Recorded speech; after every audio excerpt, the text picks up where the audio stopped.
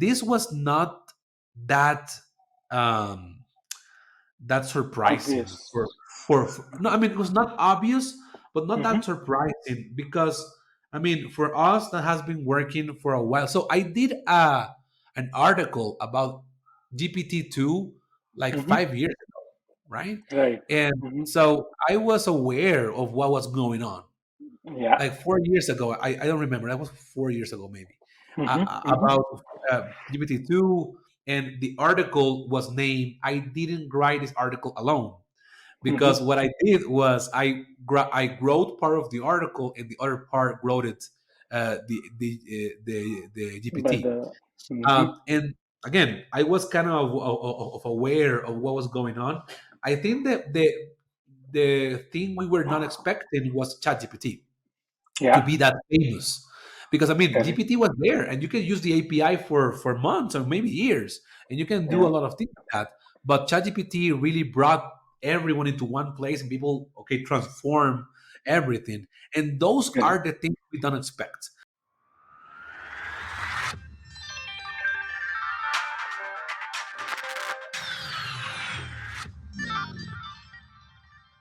Hi, and welcome, friends, to another exciting episode of Leading with Data.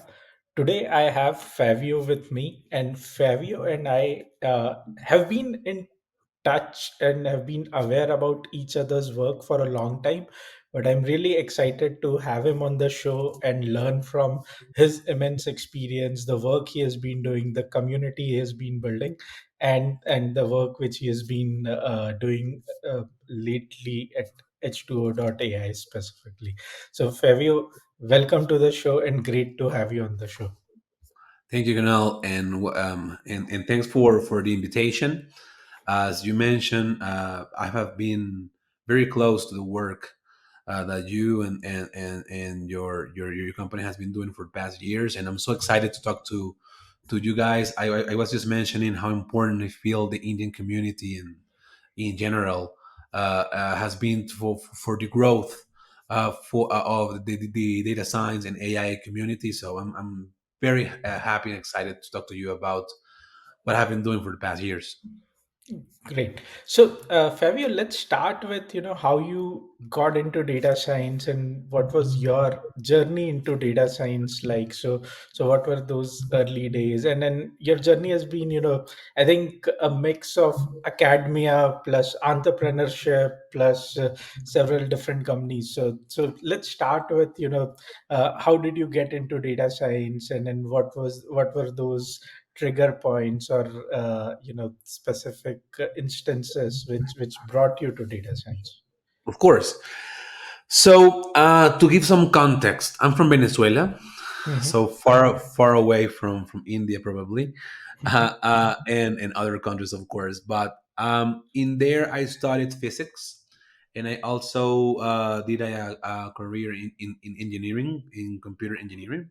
Hmm. And so back then, my real like passion was physics. I was very into cosmology, astrophysics, and I was doing a lot of that. And also, I had the impression, I mean, this was around like 14 years ago, Hmm. that computation was going to be very important for physics. I mean, it already was, but it was going to be Yeah. more important. So I Hmm. started to learn a lot of things about computer programming and like big scale problems with computation, Hmm. only for the idea of applying that to physics. Okay. When I was graduating my computer engineering career Hmm. in Venezuela, we have to do an internship to be able to Hmm. graduate. Hmm. And at that point, that was around 2013. I Hmm. already knew how to code. I already knew machine learning because I was using that for physics Yeah. and all of that. And I went into a company to do my internship in programming, like general programming, backend developer, like regular programming stuff. Hmm. But for some reason, in that company, there was a requirement to do data analysis. And Interesting. again, I didn't know much about that. I was aware of that for physics and for science and so on, Hmm. not for like a business perspective thing. Hmm. So I started to heavily study. So I had like all the knowledge in general, but not the business comprehension and so on. Okay. So I started to understand more about data mining and machine learning back then, to be honest.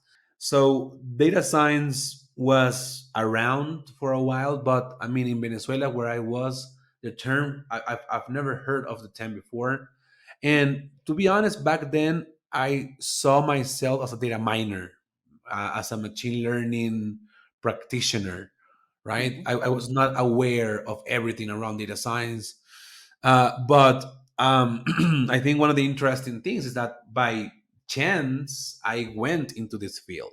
And Mhm. I think lots of people that started, I mean, right now, people really want to be data scientists and so on. But a Correct. lot of people went into data science from statistics, from mathematics, from other Yeah. fields that we never like took the chance to say explicitly, oh, I want to be a data scientist. I mean, I think True. 10, 15 years ago, that was not the thing. Yeah. Now we have careers and master degrees and PhDs and whatever you want to talk about. But back then, it was not that consciousness about being a data scientist. But again, it was a very interesting experience, and that got me into data science. Mhm. That was my first experience, and all the rest is history that I can talk later. Yeah. And so before this, I'm presuming most of the work you've done for physics was largely numerical methods.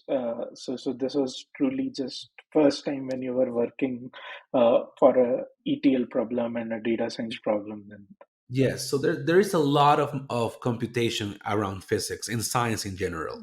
correct. So in most cases, you have to deal with a lot amount of data. I mean, lots and lots, maybe Hmm. more than companies. I mean, if you think about the big experiments in the world with astrophysics and the Of course. telescopes Yeah. and the Large Hadron Collider, those people are managing petabytes of data per day.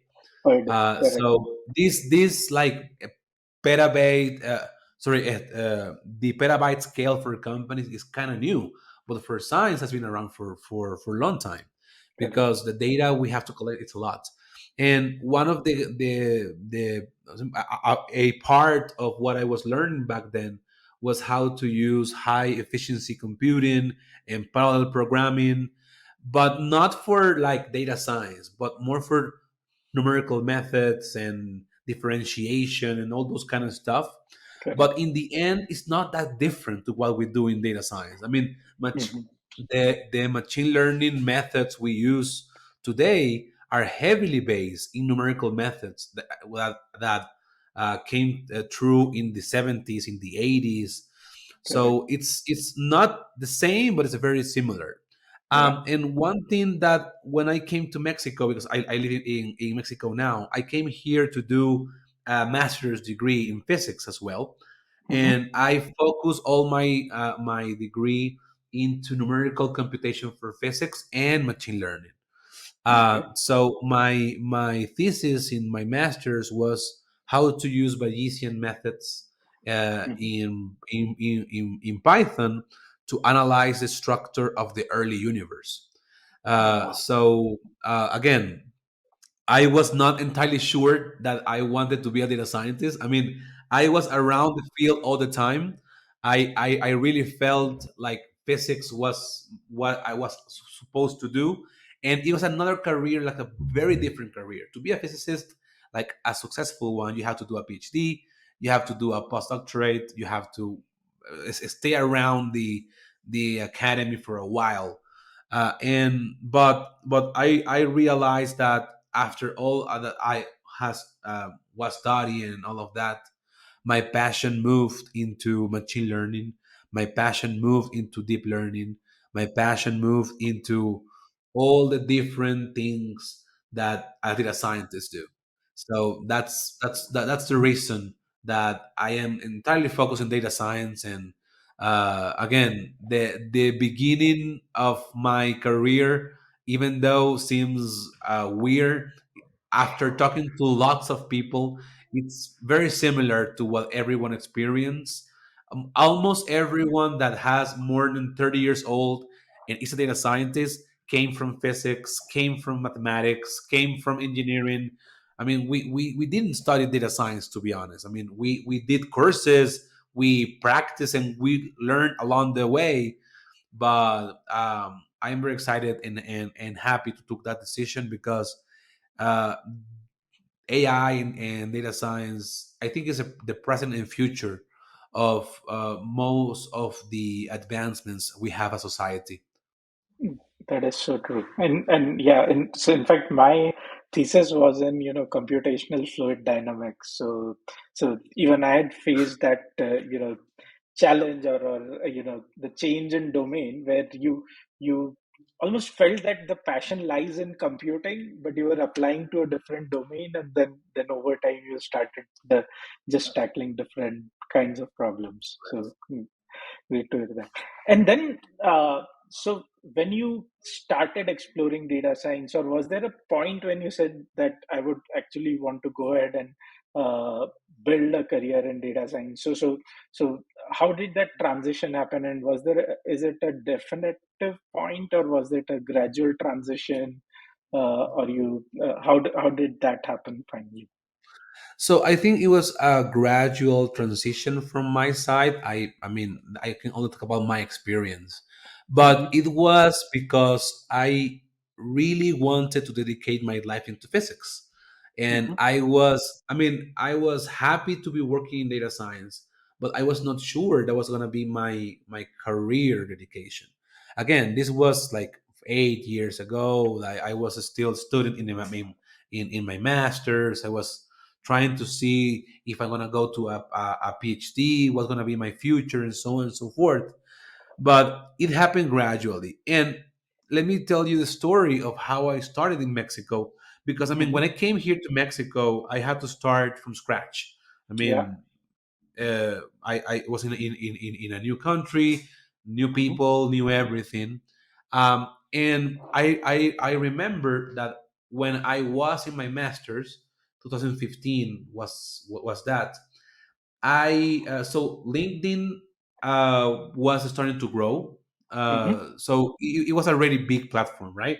But Yeah. as a community per se, I think 2015, 16 were the years that people realized that it was going to be a great place for conversation as well. And I created a LinkedIn account without Mm-hmm, any hope for finding a job because it was not my idea. Because mm-hmm. again, my idea back then was a PhD, postdoc, life in physics. Yeah. But a friend of mine recommended me, oh, you can find interesting stuff in LinkedIn and so on and so forth.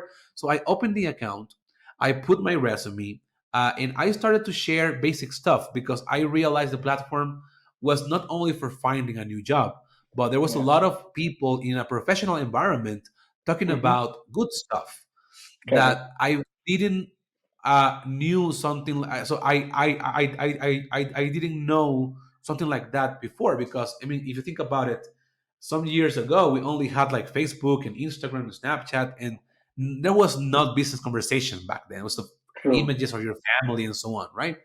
So it was a very interesting experience. And when I graduated my master's degree, 2015, 17.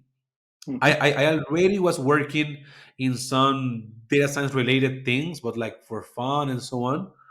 Mm-hmm. I realized that there was a big demand of that particular field in Mexico and in Latam. Again, maybe in India, in the US, in other countries that are more advanced in engineering, this happened several years before. But in Mm-hmm. Latin America, the explosion of data science happened like 7 years ago, for real. Okay. um, Interesting. and Mm-hmm. it was very interesting because after I started to do basic, I mean, I put some presentations, I was putting my GitHub code there and my Kaggle solutions to some things just for fun, to be honest. I realized that every company was targeting me. Hey, because there was not a lot of people that knew data science in True. Mexico or in the region 8 years ago. Mm-hmm. And I started to be bombarded by a lot of different companies. Work with me, work with me, work with me. And I started to think, what should I do, right? Because should I go Mm-hmm. to do a PhD and have a life in physics, or should I go to work in data science and be proficient in data science? because I mean Hmm. I already had experience. I knew almost everything that was useful for a work. Yeah. And in the end, I ended up dedicating into data science. I forgot about PhDs and all of that, and Hmm. started to work in data science. And I think it was a very good decision. I mean, it was Okay. a very unclear thing for me to do years ago. I mean, now Hmm. it's obvious for everything that AI is the future and so on. But like Yeah. 8 years ago, it was not that clear. We didn't Correct. have the full picture yet. There were not like master's degrees in general, in at least not in Latin America, around that. And the people that knew how to do stuff was very little. So Yeah. again, it was like a leap of faith, Hmm. but I think it went very well. And during this time, because this ecosystem, as you mentioned, did not exist in Mexico, what were some of the places or maybe websites or blogs? So how were you keeping pace with what was happening in the domain at this time? Because this was also the time when Python almost became mainstream. This was the time when Correct. deep learning really had some great breakthroughs, and computer vision and NLP applications, you could see them changing the world. So how are you kind of keeping pace with what was happening in the domain? Perfect. So the first thing to mention is that one of the things I realized was we had to build a community for Latin America. And Hmm. I was not the only one with that thought. And I found out some other people in the region that was also with that idea. And we started doing conferences. I mean, we started to talk about things. We invited people from other countries to talk to the Mexican community. I traveled a lot back then. I Hmm. went to Peru, I went to Argentina, I went to Colombia to talk about this field because there was a lot of people that wanted to join into data science but didn't know how to get started.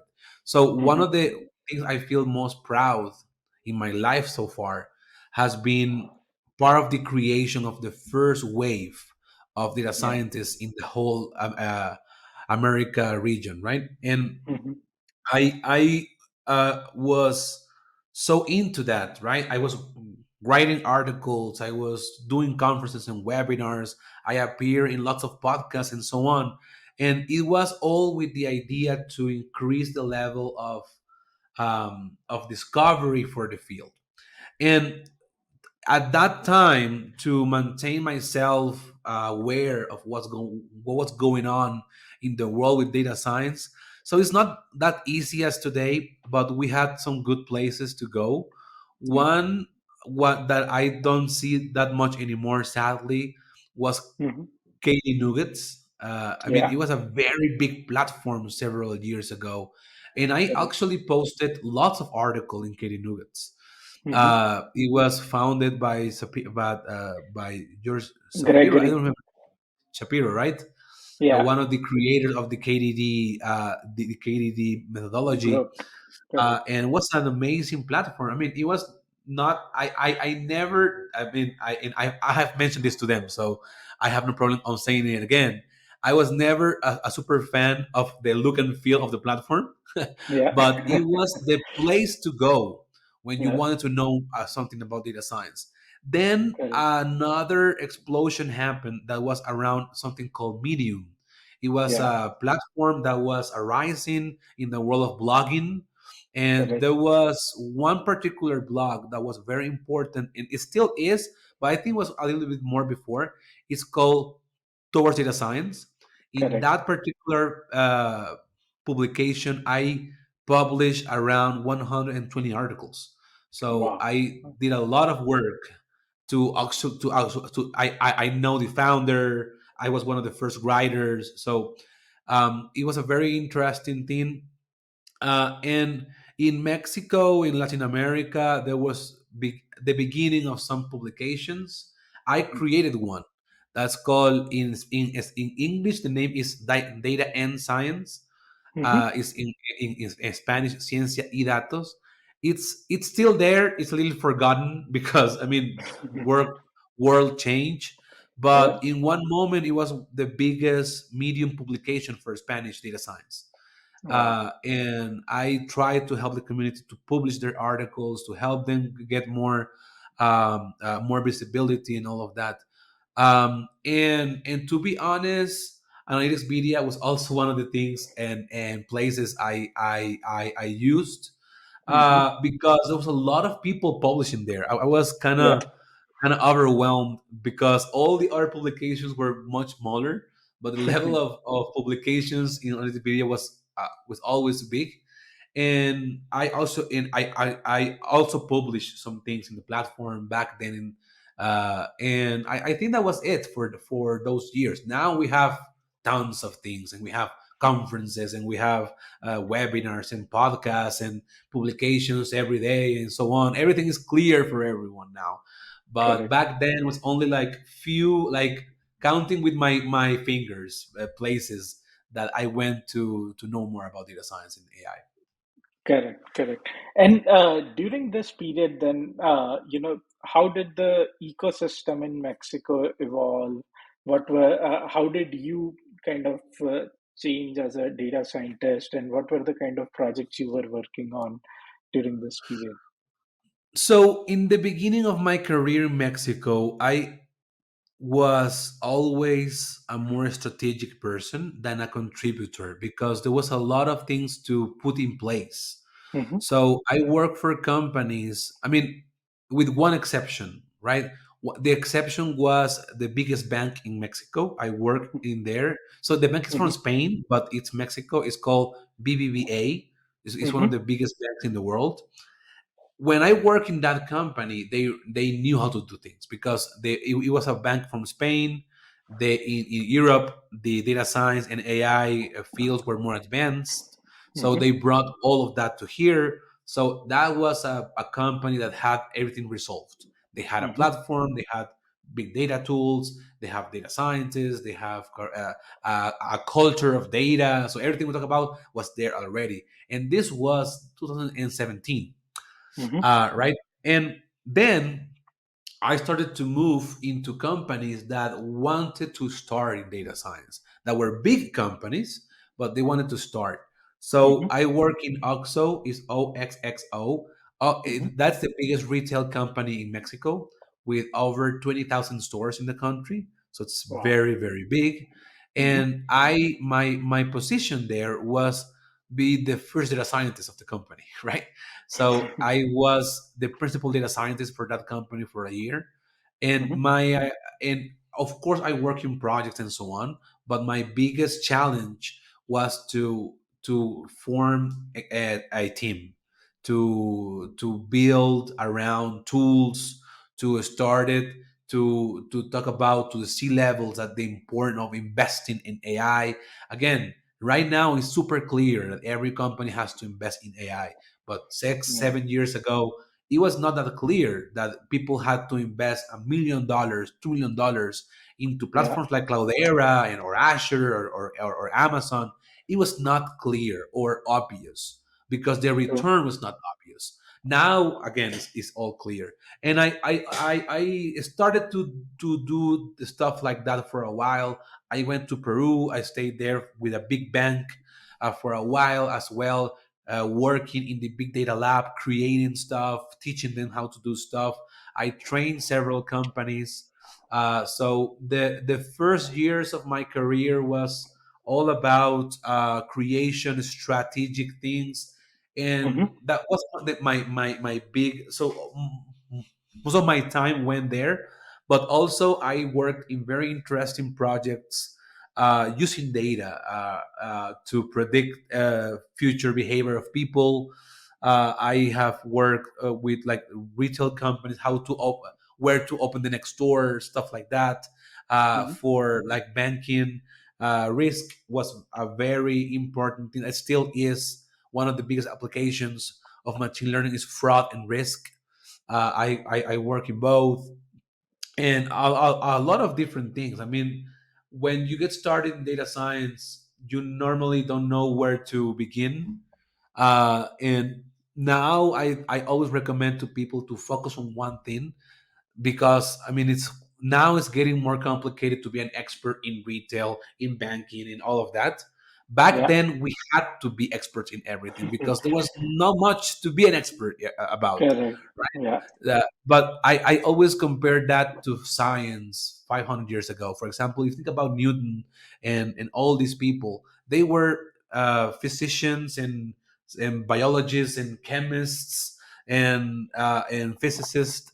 Why did they have the chance to be all of that? It was because the level of knowledge you needed to grasp hundreds of years ago to be an expert in a field was very low.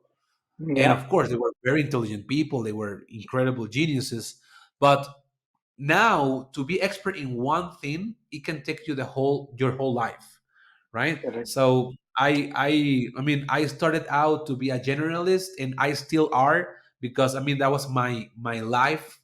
I brought me to be a generalist. Of course, I have a particular expertise in finance and banking, but Hmm. I really recommend to people to find a place that they feel comfortable and to focus on that, because being a generalist in most cases is not the perfect way, Yeah. because sometimes people don't understand where you're coming from, what's the correct role for you. I mean, now I have the advantage of being, between quotes, a pioneer in the region. It's not that hard for me to get acknowledged and so on and so forth. But it's for young people, it's not that simple to find a job if they have Yeah. work in everything for a month, right? It's Right. better to have work in one good thing for some years. Correct. Correct. That is so true.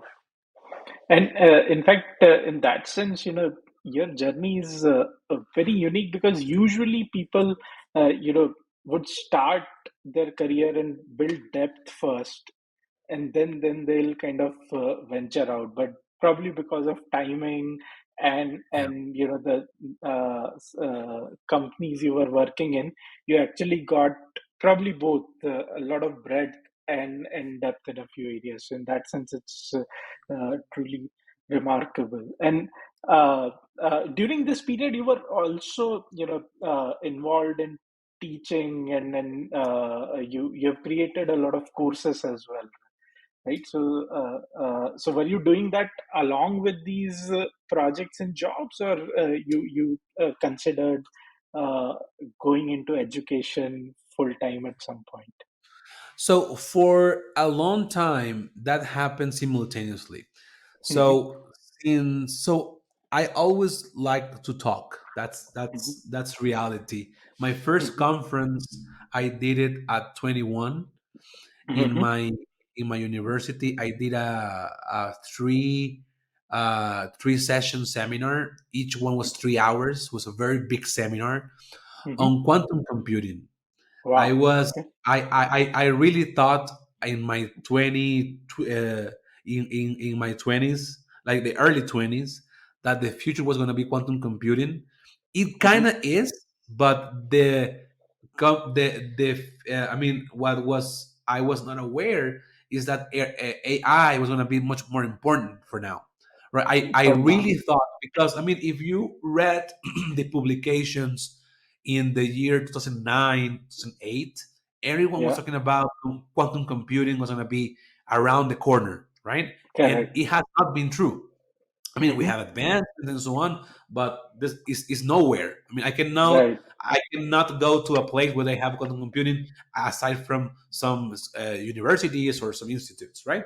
But I Correct. really thought it was going to be the big thing, and I invested, because the good thing it was I had already passed my subjects around quantum physics, and I Hmm. was also advanced in programming. So I was like, okay, I know programming, I know quantum computing. Sorry, I know quantum physics. It's a Yeah. good mix to go to do quantum computing. And that was my first experience of doing a big conference. I was only 21 years old. And Hmm. I always wanted to keep teaching in that way. Like I started to participate in conferences in Venezuela. I did several ones. When I came to Mexico, I also presented in some conference around physics and so on. Hmm. But why did I get started into teaching in AI and data science? It was because of need. I mean, and let me be clear. When in that particular year, 2017, I launched my first company with a Mm-hmm. friend. And the idea of that company was to do consulting in data science. The Okay. company was Mm-hmm. called Iron AI, and our idea was to sell millions of dollars into services for Mm-hmm. big companies. The Mm-hmm. problem was people was not ready to invest in AI back then, at least not in Mexico. Yeah. Like big companies were not okay. Why do I have to pay this amount of money for a project? I mean, why is it so expensive? Why do I have to do this, right? And Yeah. people were not ready for data science and AI. Most companies were not ready. So Mm-hmm. I realized if I wanted to be successful in this company, was my idea back then. I need to transmit the idea of data science and AI to the whole uh, ecosystem. So I started to create courses, like my own courses, like on person courses and trainings. And I ended up training a lot of people, and I Mm-hmm. started to sell those courses back then. And it was my first like teaching experience in data science. Was my own ideas poured into courses I created and taught. Yeah. um, and then 2018, I got into a company called Emeritus. It's a very important company. It's Mm-hmm. also present in India as the name of I think is Eruditus.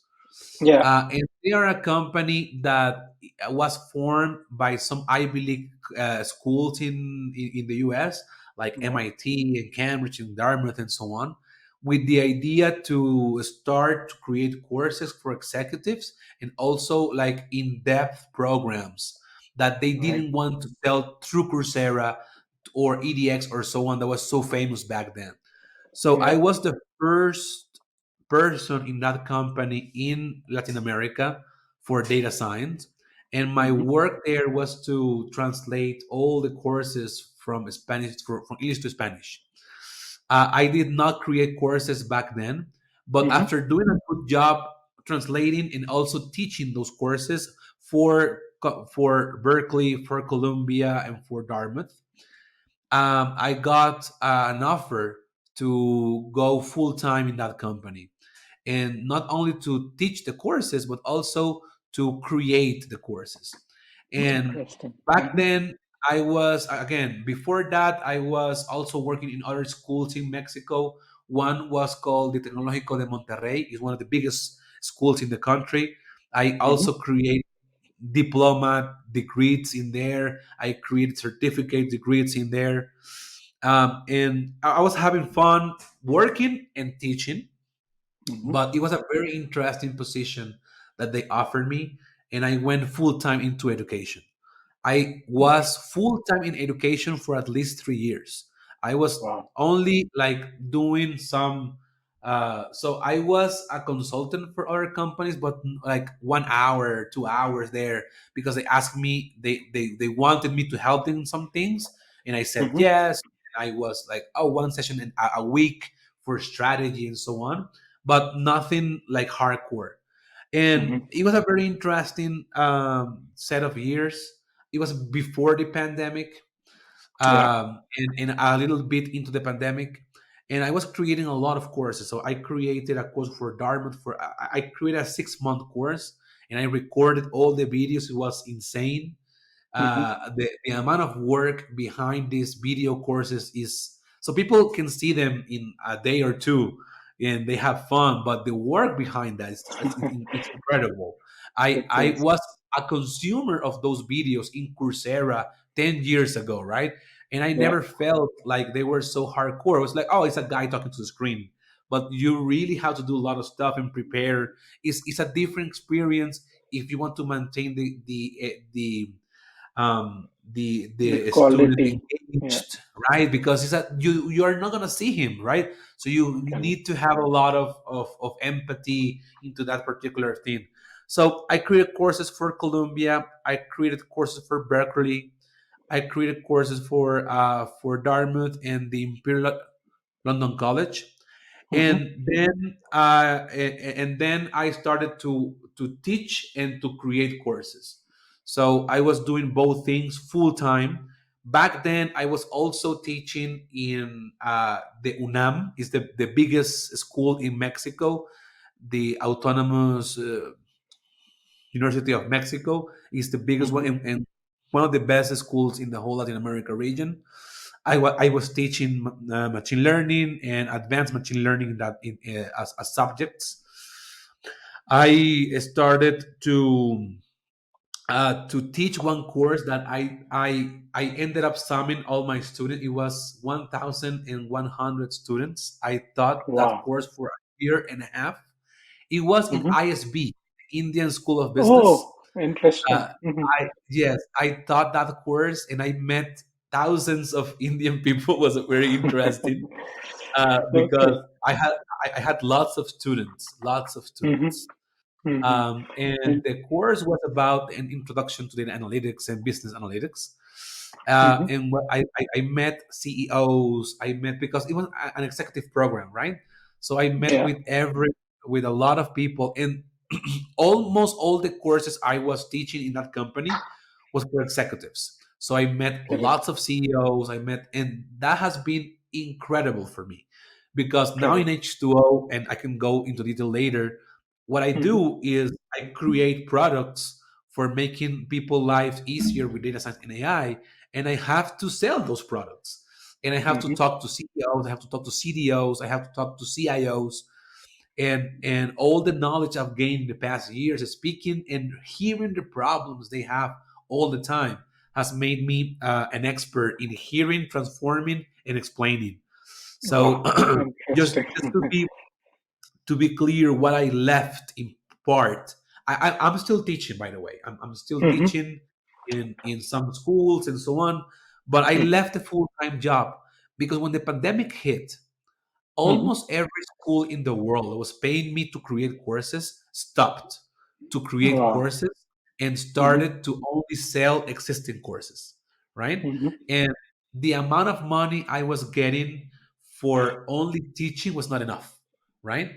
I got much more money for creating because it was much Mm-hmm. more work, and Correct. I ended up thinking. I mean, I was happy. I mean, I didn't feel, oh, I need more money. I mean, I was just happy with what I have. I saved money for years, so I Mm-hmm. was not trying to get into a company. But H2O called me. Mm-hmm. They wanted me to be the first data scientist in Spanish for the company and to open the region for them, and it was a Okay. big challenge. I'm still working for H2O. Very happy here, Yeah. and yeah, that's it.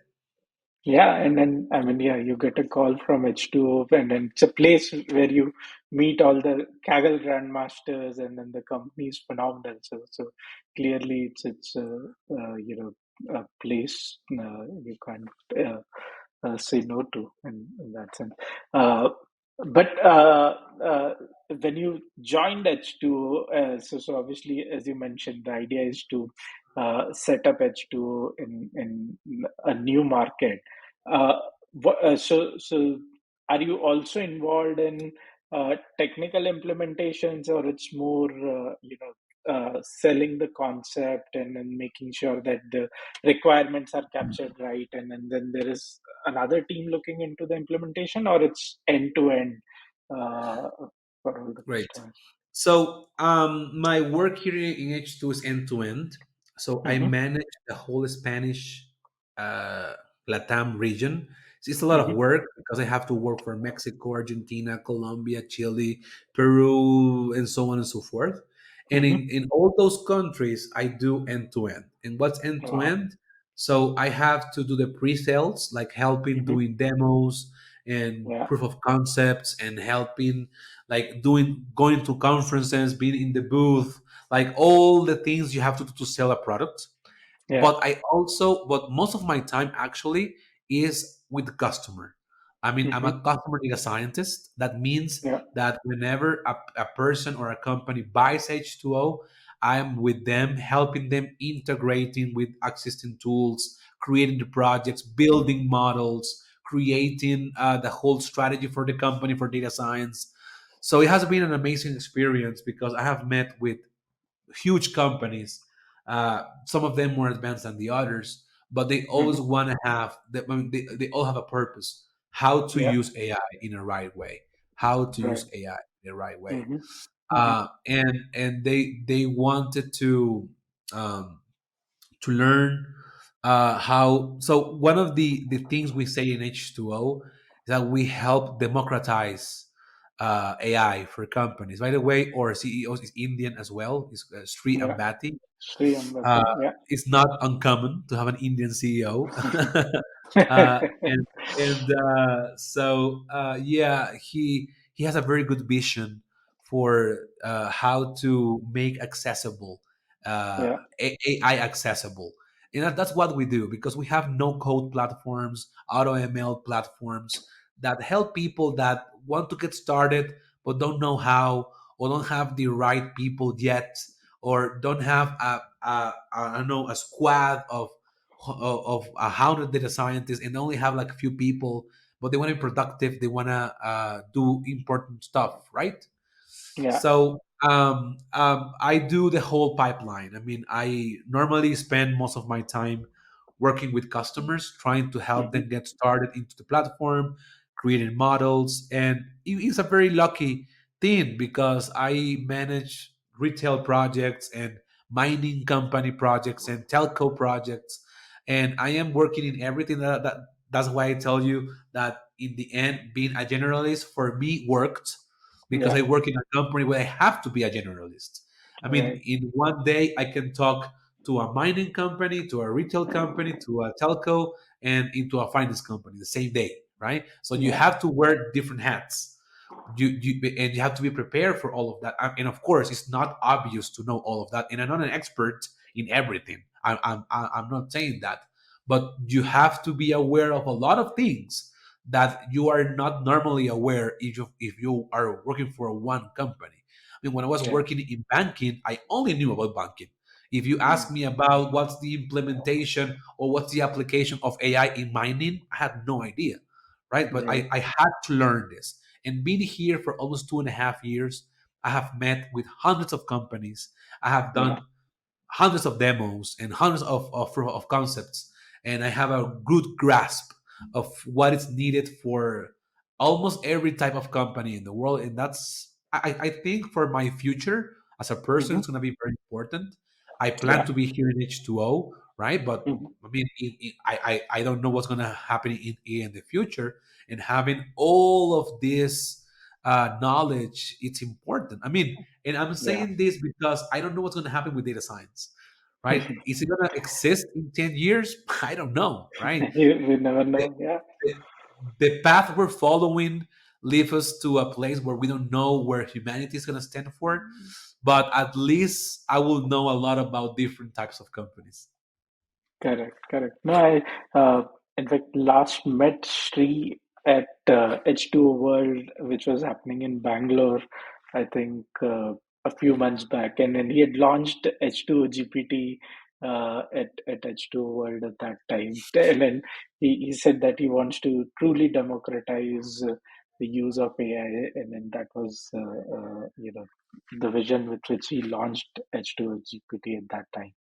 Uh, so, uh, Fabio, I think incredible amount of experience across domains, across industries. You've been teaching, you've been interacting with CEOs, CXOs.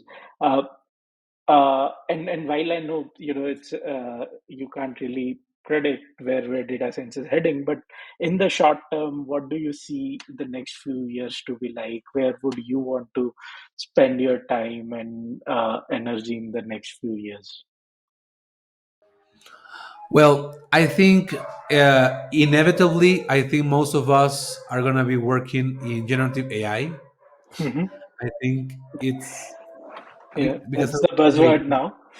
yeah, it's a lot of what we do because now in H2O we also have moved into generative AI. We have Hmm.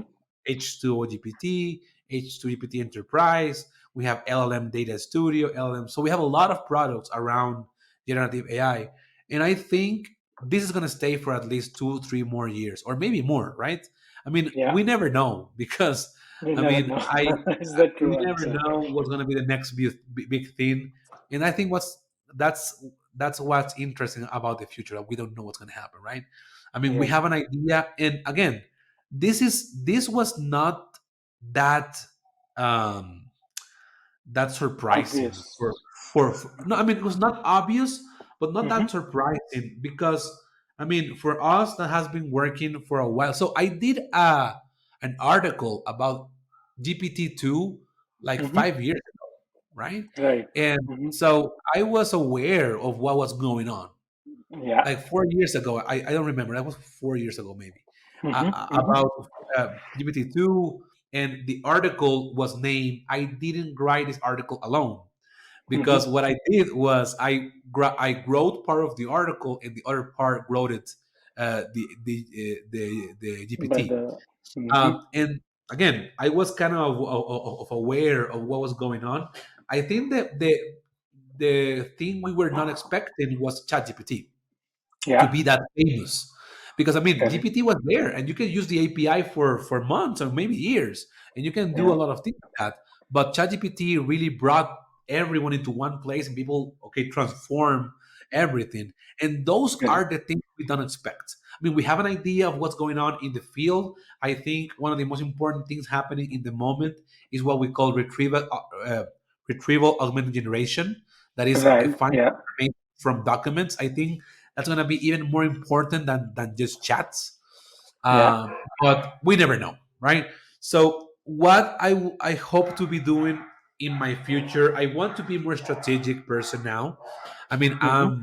I'm getting older, to be honest, and I'm still a contributor. I mean, I still create models. I still program. I do my codes and so on and so forth.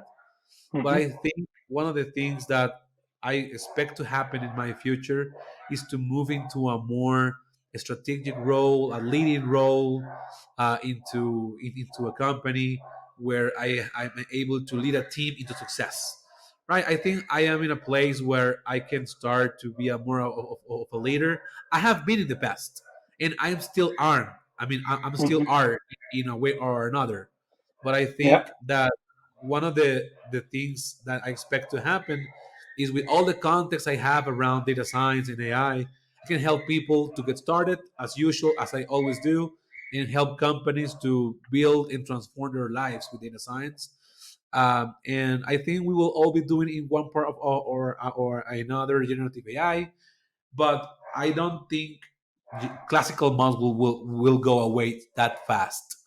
I mean, Yeah. I think maybe the way we do them is going to be different, but I don't Mm-hmm. think practical machine learning, or as some people call, is not going to go anywhere for a while. Yeah, yeah. No, I think it is going to stay hybrid, at least for the near future, and you would not use a generative solution for everything. So I think it's in that sense another tool in the arsenal. Yeah, the tool could end up gaining more importance over time. Yep. Yeah. Yeah. Agreed. Yep. Sorry, you were saying something. No, no. I was gonna say something that came to my head, Mm-hmm. that normally, so there is a thing that's very important to understand, is that sometimes it's good to move along with the community, Mm-hmm. and sometimes it's good to be aware of extra things that no one talks about.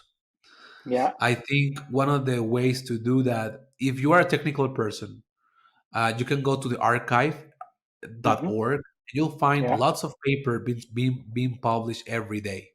Mm-hmm. If you're not that technical, maybe you can find blogs and so on. But if you're a Yeah. technical person, like, I mean, these two places, papers with Yeah. code and archive.org, I think those places, if you want to be one step ahead, you have to be checking them, because I Correct. mean, it's the place that everything gets started sometimes, and Yeah. then it transforms to a product and to something else. But if you want to be aware of what's going to happen in the future, check that. And also, one of the things that I really enjoy reading and listening is all the reports from companies like Deloitte, McKinsey, Hmm. for Accenture, from Gartner. All I mean, these companies create very good reports about the Hmm. state of the art in machine learning, the state of the art in data science, and they have projections, and they're normally very accurate. So Hmm. they predicted a lot of things. I mean, I remember like 2017, I read a report from Gardner saying that the future was no code. I was like, what does it mean? I mean, no code. Everyone's going to be coding. And now Yeah. in H2O, I almost never code, right? So Right. it's always working with no code tools and auto ML and generative AI platforms. I do a lot of my work using ChatGPT, and it's been successful, right? Yeah. So That is true. I really recommend that people read those reports and going to conferences is also one big thing to do. Going to Yeah. conferences is a very important thing to do Hmm. because Hmm. a lot of the things that are decided in the world happens in conferences. Yeah. So going to, I mean, and now after the pandemic, a lot of them have a virtual scenario or are Right. virtual conferences and so on. I mean, back in the day, I mean, I mentioned I went to India. Maybe if the conference is done in this year, I was gonna be virtual. But I mean, before the pandemic, everyone traveled to conferences all Yeah. the world. Now we have a lot Correct. of conferences that are virtual, and for lots of people, it's a good thing because they Yeah. cannot. Most of them are free or very cheap, and you can go there and read and listen to people that are very very intelligent. That That will is help true. you to grow Yeah. into the. No, that is true. And I think now we are moving to that hybrid world where there are, some really great online conferences, but the offline have started coming back as well. So you get the best of both worlds where you're meeting people in person and you're also, able to access the best knowledge. So great to see that. Yeah, So, completely agree. yeah. So, Fabio, one last question, and also cognizant of time. So, if you were to now, let's say, strategize for a career for someone who's starting their career now, right? So our careers had obviously a lot of serendipity, a lot of circumstances, as we discussed, a lot of things panned out different. But if you have to do that today, and then given that you have context about how technology has evolved in the last few years, how would you uh, either recommend someone who's starting their career now, or if you had to design a career for yourself, how would you do it today? So one of the first thing I want to emphasize is that regular education is still very important. I know there Mhm. are courses, I know there are boot camps, and they are great. But I really recommend everyone to go into university, enroll, and to Mhm. graduate at least for a bachelor's degree in science or engineering. That's the Mhm. first thing to recommend. I mean, Mhm. it's I mean, I truly believe that education it's crucial Mhm. for this, and not only doing courses is going to be enough. Mhm. So that's my first recommendation. Find a school. Maybe in your country there are public ones or private ones, whatever you can afford. Go into a school, enroll, and graduate. What Mhm. fields? Probably physics, computer engineering, mathematics. Those things are gonna be important every time. Mhm. So everywhere you are in the history of the humanity, knowing about science is important. Yeah. So that's the first thing. Second Mhm. thing is to really focus on mathematics in the beginning. Why? Because that will open your mind. Mhm. People really so people are not that aware that mathematics is extremely creative. and you have to be creative, not only for painting or for writing music, but for doing mathematics, and that will Mhm. open your mind. So mathematics is the first thing to focus on. Then a lot of focus on statistics. It's going to be very important for your life. And then moving to programming. I mean, learning Python. I think it's almost obvious to say. Yeah. I also like art a lot. So maybe if you can learn both, better. Hmm. Hmm. And the other thing is to go into some boot camps after you have all this knowledge. Go into Hmm. boot camps, go into courses, and start working in your own projects. This is very important. I always do this analogy. If I read all the books about how to swim and I go into the beach, I will drown. You will still want I to, will yeah. drown. So I have to practice. People think that they can program or do coding by only watching videos in YouTube. It's not true. You will not be good data scientist if you don't practice. So you have to Yeah. practice. Go to Kaggle, find projects, write blogs about it, find out, work with people, find a mentor. So all these things are very important. So and the last piece of advice, if you have the chance, go and be an intern in a company and learn about business acumen. You need to know a lot about business if you want to be a data scientist. It's not Hmm. only about being the best programmer Yeah. or the best in machine learning. That's good if you want to be a researcher.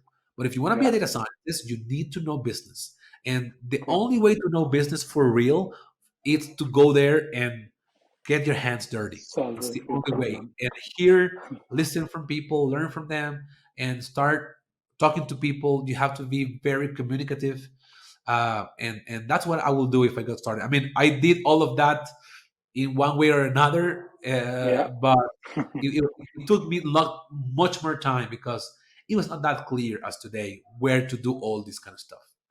Correct, correct. Great. Thanks, Fabio, for sharing those, insights and those incredible stories, and then, so much to learn from your journey. And I hope that we'll see you again in some time, and then with the next wave of AI making an impact. So look forward to having you again in future. Perfect. No, and thank you very much for the invitation.